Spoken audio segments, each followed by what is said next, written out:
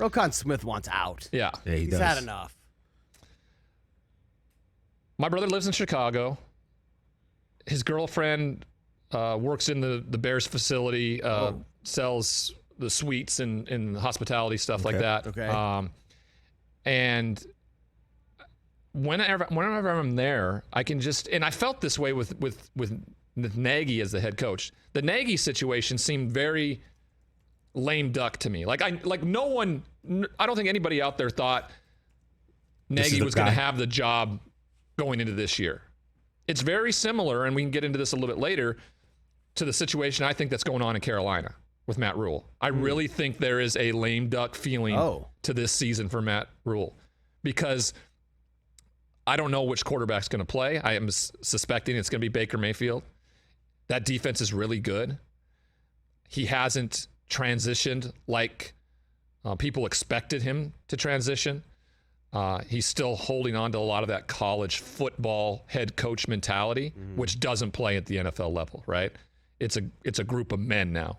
You have a lot of control over the guys in a college environment. I mean, look at the greatest college coach of all time, Nick Saban, right? I mean, his tenure in the NFL was short, not very successful, and so those two scenarios are very similar to me. As for Chicago, yeah, your best defensive player, alongside a guy by name Khalil Mack, who got traded this offseason. Yep.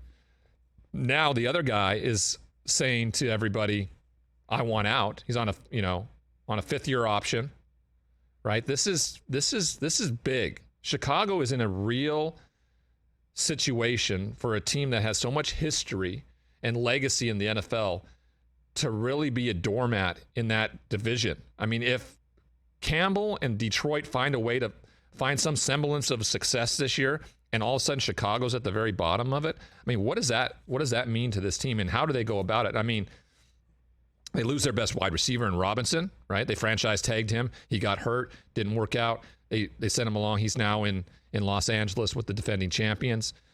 Khalil Mack, I mean, Justin Fields is supposed to be the answer there, but if you don't have anybody around him, at the NFL level, I don't care how great you are, just look at the Cam Newton scenario. If you don't got guys around you, you can't be Cam Newton like he was in college at the NFL level. It's just too difficult. Too many great players. If you can't be protected. The Bears have one of the worst offensive lines in the league. Yeah, this is interesting.